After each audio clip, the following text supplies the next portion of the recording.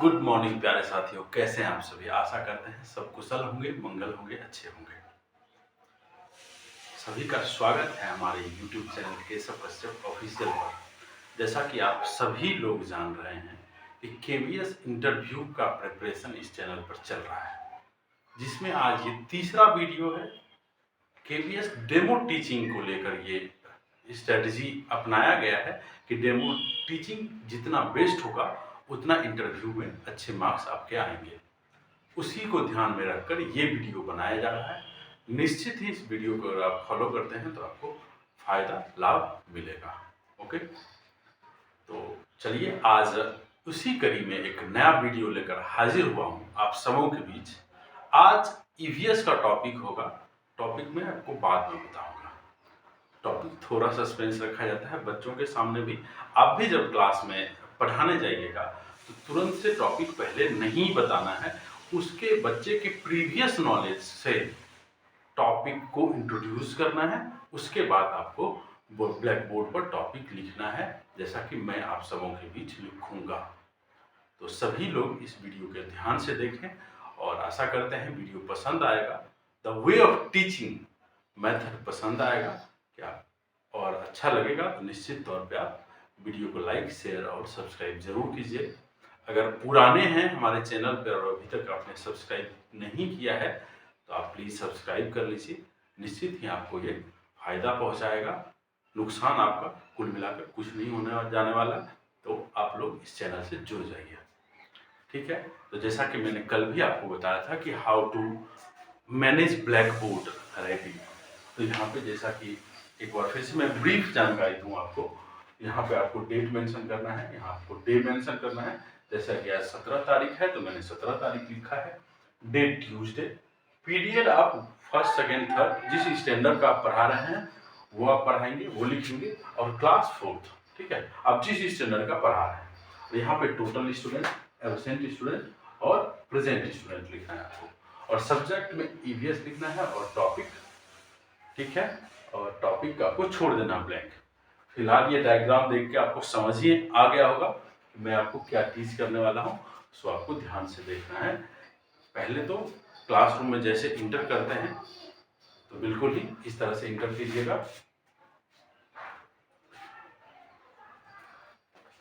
Good morning बच्चों, कैसे हैं आप सभी? बढ़िया हैं? आकाश आप कैसे हैं? घर में सब बढ़िया, सब ठीक है, सब कुशल मंगल हो ना? अरे चलो, वेरी गुड वेरी गुड। तो आकाश ये बताओ आज का मौसम कैसा लग रहा है आपको?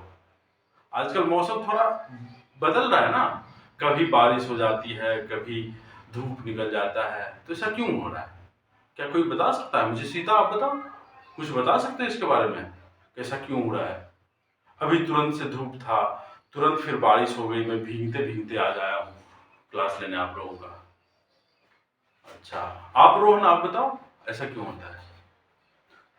अच्छा अच्छा अच्छा सर, बादल की वजह से? अच्छा, बादल की वजह से। आप बताओ कुणाल। सर बारिश हो रही थी बादल की वजह से। ओके, तो बारिश क्या बादल की वजह से बारिश होती है? तो हाँ सर, हाँ सर, बारिश होती है। तो क्या आपने कभी, रोहन आपने कभी बादल देखा है सामने से क्या? अच्छा, आपके घर पहाड़ साइड हैं, पहाड़ के ऊपर है आपके घर। ओके ओके ओके, तो क्या आपने नजदीक से कभी बादल को देखा है? तो बच्चे कहेंगे जिनका पहाड़ के ऊपर घर होता है, जैसे कुछ इलाका है आपका लेह लद्दाख वगैरह का, तो वहाँ के भी केंद्रीय विद्यालय में बच्चे कई बार मिल जाते हैं जिनका पोस्टिंग हुआ होता है, तो वो काफ़ी नज़दीक से बादल को महसूस किए होते हैं। तो आपको बता भी देंगे कि हाँ सर वाइट वाइट होता है, कोई कहेगा ब्लैक होता है, कोई कहेगा वाइट होता है, ठीक है। तो फिर अच्छा, तो क्या आप बता सकते हो रोहन, क्या बादल जो होता है क्या सॉलिड होता है क्या वो दबता नहीं है? अच्छा अच्छा, क्या रुई जैसा होता है, सॉफ्ट सॉफ्ट या सॉलिड? अच्छा अच्छा अच्छा, कुणाल आप बताओ, क्या ऐसा होता है क्या कि एक रसगुल्ले जैसा बादल होता है, स्पंज जैसा, ऐसे एकदम निचोड़ते हैं तो बिल्कुल पानी गिरने लग जाता होगा, और छोड़ते हैं तो फिर से वो रुई के जैसा बन जाता होगा, क्या ऐसा होता है? अच्छा, ओके ओके। तो चलिए आखिर बादल कैसे फॉर्म होते हैं, बादल बनते कैसे हैं, इसी पर तो आज हम लोग डिस्कस करने वाले हैं। ठीक है, तो आज का हमारा टॉपिक होगा वाटर साइकिल। ठीक है, वाटर साइकिल दैट इज जल चक्र। हिंदी में क्या कहेंगे बच्चों? वाटर को जल और साइकिल को क्या कहेंगे? चक्र। वो चलाने वाला साइकिल नहीं है आपका, ये वाटर साइकिल है। जिस तरह से आपका राउंड राउंड घूमता है ना साइकिल आपका, उसी तरह से ये भी घूमता है। अच्छा, एक बात बताओ, आकाश में आप लोगों को क्या क्या दिखता है? तारे, वेरी गुड। सूर्य, okay, very good. Cloud, cloud भी दिखते हैं, ओके। कैसा दिखता है? काले काले घना घना सा, ओके ओके। व्हाइट भी, सफेद भी दिखता है, वेरी गुड। तो चलिए आइए देखते हैं। ये हमारा क्या है बच्चों? ये हमारा सन है, जैसा कि आपको दिख रहा होगा। ये हमारा सन है और यहाँ पे हमारा क्या है? वाटर है। जैसा कि आपके आस पड़ोस में, घर के आसपास कहीं तालाब होगा ना, नहर होगा, झरना होगा, किसी के पहाड़ों से ऊपर से झरने से पानी आ रहा होगा ना, आपने देखा है ना? ओके, तो उसी तरह का ये हमारा सन है और ये हमारा वाटर है। तो जब बच्चे क्या होता है, तो सन जब ऊपर आता है आकाश में और जब दिन होता है तो क्या होता है? सन से किरणें निकलती है और वो किरणें इस तरह से वाटर पे पड़ती है। चूंकि सन की किरणें टेम्परेचर में हाई होती है बच्चों, उसके वजह से जैसे ये पानी पे पड़ेगा, जैसे सूर्य की रेज जो हैं वाटर पे आते हैं, तो वाटर को क्या करने लग जाते हैं? गर्म करने लग जाते हैं। क्यों? क्योंकि ये टेम्परेचर में ज्यादा होते हैं। तो वाटर क्या करते हैं? वाटर को गर्म करते हैं। क्योंकि जब वाटर गर्म होता है बच्चों, तो क्या करता है? वो इस तरह से बिल्कुल भाप निकलता है वाटर से, वाष्प बन के ऊपर उठता है। ठीक है, कहाँ उठता है? ऊपर उठता है। और जब ऊपर उठता है तो वो कहाँ चला जाएगा बच्चों? अच्छा बताओ कुणाल, कहाँ जाएगा? यहाँ से कोई चीज, गुब्बारा आप छोड़ते हो ना, गुब्बारा हाथ से पकड़े और छोड़े, तो कहाँ गया? आकाश में उड़ गया। तो इसी तरह से आपका जो वाटर राइज हो जाएगा, कहाँ? अप टू स्काई, स्काई में चला जाता है। कहाँ चला जाता है? स्काई में चला जाता है। जैसे ही सन से रेज आए और सन के रेज से पानी क्या हो गया? गर्म हो गया। तो गर्म हो जाने के बाद वो क्या हो गया? भाप बन के निकलते रहता है, भाप बनता है और वेपर बन के जब वो आकाश की तरफ जाता है, तो बच्चे इसको क्या कहते हैं? बताइए। इसको कहते हैं इवेपोरेशन। क्या कहते हैं? इवेपोरेशन। और इसका नाम क्या है? इवेपोरेशन। इसको कहते हैं वाष्पीकरण। ये टर्म का क्या नाम हुआ? वाष्पीकरण। और जब यही क्या हो जाते हैं, ये वाष्प जब ऊपर जाते हैं, ये क्या बनाते हैं? क्लाउड बनाते हैं। क्या बनाते हैं? क्लाउड बनाते हैं। जैसा कि आप देख रहे हैं, ये आकाश में गया और इसमें छोटे छोटे टाइनी ड्रॉपलेट्स होते हैं वाटर के। ये क्या बनाते हैं? क्लाउड्स बनाते हैं। क्या बनाते हैं? तो क्लाउड्स। ठीक है, जैसा कि आपको दिख रहा होगा। और चूंकि क्लाउड्स बनाते हैं, तो क्लाउड्स कैसे होते हैं बच्चे? वो लाइट वेट के होते हैं। और क्लाउड्स कैसे होते हैं? आकाश में ऐसे इस तरह से तैर रहे होते हैं। कभी इधर आकाश में दिखेगा, कभी इधर स्काई में दिखेगा, कभी इधर दिखेगा। तो आकाश में क्या करते रहते हैं? तैरते रहते हैं। ओके। और जब ये क्लाउड्स धीरे धीरे ये और ज्यादा बढ़ते जाता है, ऐसे ऐसे ये जमा हो जाता है। ठीक है बच्चे। और जब जमा हो जाएगा और जब ऊपर जाएगा, तो क्या हो जाएगा? ऊपर का टेम्परेचर कैसा होता है? ठंडा होता है। तो ऊपर जाने के बाद ये क्या कर जाता है? कंडेंसेट कर जाता है। क्या कर जाता है? तो वहां एक जगह इकट्ठा हो जाता है। ठीक है, ये वाटर टाइनी टाइनी ड्रॉपलेट्स हैं। ठीक है, क्या हो जाता है? तो इकट्ठा हो जाता है। और इसी को क्या बोलते हैं बच्चे? इसी को बोलते हैं कंडेंसेशन। क्या बोलते हैं बच्चे? कंडेंसेशन। इस प्रोसेस को क्या बोलते हैं? ये इकट्ठा होना को और वहां जाके जम जाने को क्या बोलते हैं, कंडेंसेशन बोलते हैं। और जो हमारा वाटर राइज होके ऊपर गया था उसको क्या बोलते हैं बच्चे, उसको इवोपोरेशन बोलते हैं, यानी वाष्पीकरण बोलते हैं। ठीक है, अब वाटर ड्रॉपलेट्स क्या हो गए, एक जगह इकट्ठा हो गए यानी कंडेंसेट हो गए। अब जब कंडेंसेट हो गए, पहले तो थोड़े थोड़े जाते थे, तो थोड़े थोड़े जाते हैं तो स्काई में कैसे कर रहे होते हैं, ऐसे तैर रहे होते हैं। अब जब वही क्लाउड ज्यादा अमाउंट में हो जाता है, ज्यादा मात्रा में हो जाता है, तो वो क्लाउड एक दूसरे को क्या कर पाते हैं, होल्ड नहीं कर पाते हैं, जिसके वजह से वो वाटर के रूप में फिर से बारिश के रूप में वो नीचे आता है। कई बार बारिश के रूप में आता है, कई बार हेल के रूप में आता है, कई बार ओलों के रूप में आता है। ठीक है, ये बारिश के रूप में फिर से नीचे आते हैं। तो फिर इस नीचे आना, जो नीचे आता है, इसको क्या बोलते हैं, तो इसको बोलते हैं प्रीसिपिटेशन। क्या बोलते हैं, तो बच्चों ध्यान दीजिएगा, प्रीसिपिटेशन क्या बोलते हैं इसको बच्चे, इसको बोलते हैं प्रीसिपिटेशन।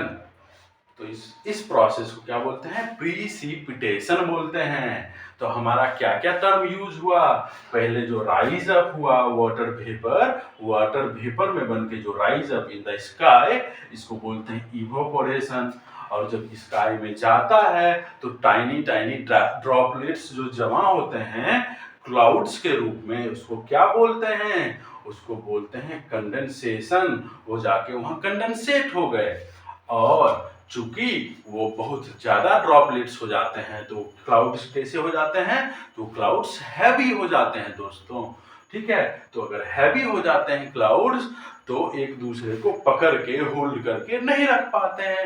अब चूंकि कुछ चीज होल्ड जब कोई नहीं करके रख पाएगा तो कहाँ गिरेगा, तो ये हमारे धरती पे फिर से वापस गिरेगा। और जब धरती पे गिरेगा उसी तो बारिश के फॉर्म में फिर से ये कहाँ गिरता है, तो बारिश के फॉर्म में ये गिरता है फिर से प्रीसिपिटेशन बन के फिर से बारिश के रूप में फिर से हमारे नदी में, हमारे झरनों में, हमारे तालाब में, हमारे घर पे, हमारे पेड़ पौधों पर ये सब आता है, और फिर से ये वाटर के रूप में कलेक्ट हो जाता है। क्या हो जाता है, ये वाटर का कलेक्शन बन जाता है फिर से। ठीक है, अब जब फिर से कलेक्शन बन गया, फिर से सन की रेज निकलेगी, और सन की रेज फिर से पानी को गर्म करेगी, और गर्म करने के बाद फिर से वो राइज अप होगा, क्योंकि टेम्परेचर ज्यादा होता है तो क्या होता है, पानी गर्म हो जाता है। और जब भी पानी गर्म होगा तो क्या होगा, तो टेम्परेचर अप होगा, और टेम्परेचर अप होने से फिर वो वाष्प बन के फिर से आकाश की तरफ भागेंगे, उसको कहेंगे इवोपोरेशन, और फिर से आकाश में इकट्ठा हो जाएंगे सब एक जगह, उसको बोलेंगे कंडेंसेशन। और क्लाउड्स जब ज्यादा हो जाएंगे, ज्यादा मात्रा में हो जाएंगे, और एक दूसरे को होल्ड करके नहीं रख पाएंगे, तो फिर क्या होगा, वो बारिश के फॉर्म में कहाँ गिरेगा, फिर से धरती पे गिरेगा, जिसको बोलेंगे प्रीसिपिटेशन।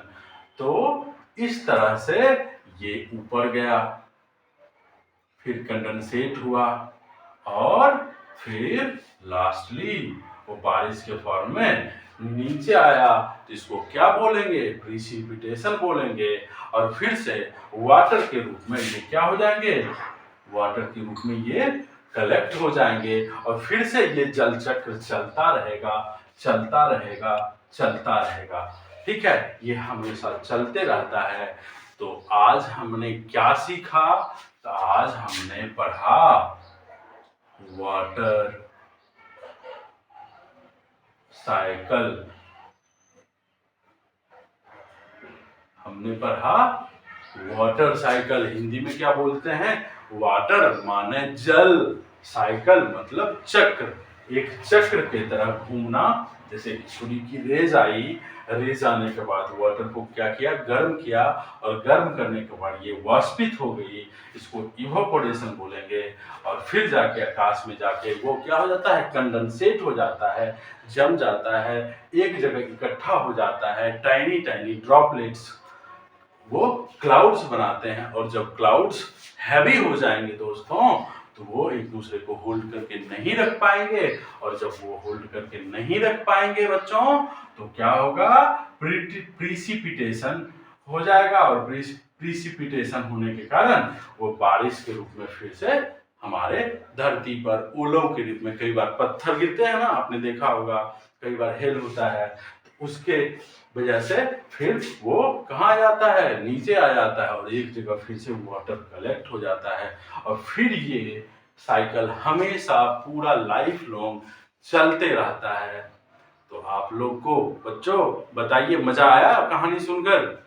हाँ सर मजा आया। तो बच्चे बिल्कुल ही झूम उठेंगे, हाँ सर समझ में आ गया, समझ में आ गया, समझ में आ गया। ओके बच्चों, तो कल के लिए आपका होमवर्क है कि कल एक एक्टिविटी आपको करना है घर पे, ठीक है? अभी स्कूल से जैसे जाओगे एक एक्टिविटी आपको घर में करना है। तो पूछेंगे सर कौन सा एक्टिविटी? तो आपको बताना है कि एक मटके में, एक कटोरे में, एक ग्लास में आपको क्या करना है, थोड़ा सा पानी रखना है, या तो उसको फैन के नीचे रख देना। हाँ, जो फैन लगा हुआ है ना, इस तरह का फैन आपके घर में भी होगा, तो फैन जो लगा हुआ है उसके नीचे में या तो रखना है, या तो आपको खुले आसमान के नीचे में रखना है, या तो आपको अपने छत पे जाकर रख देना है। एक बाउल में थोड़ा सा पानी रखना है, फिर 2 घंटा 4 घंटा के बाद देखना है क्या वो पानी है। अगर वो पानी नहीं है तो आपको सोचना है कि वो पानी क्या हो गया।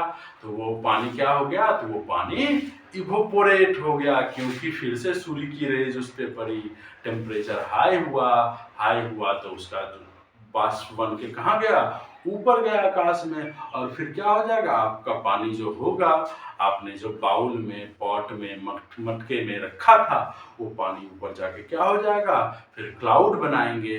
फिर क्लाउड बनाएंगे तो वहां जब ज्यादा क्लाउड बन जाएंगे, जब एक दूसरे को वो होल्ड नहीं रख पाएंगे, तो क्या करेंगे, फिर से वो नीचे गिर जाएगा और बारिश के रूप में फिर से यह नीचे कलेक्ट हो जाएगा।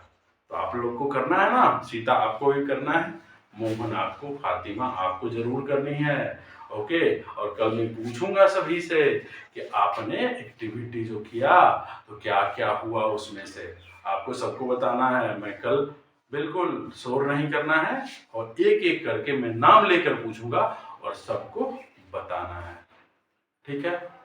थैंक यू साथियों। तो आशा करते हैं कि आज का ये टॉपिक वाटर साइकिल आपको बिल्कुल अच्छे से समझ आ गया होगा।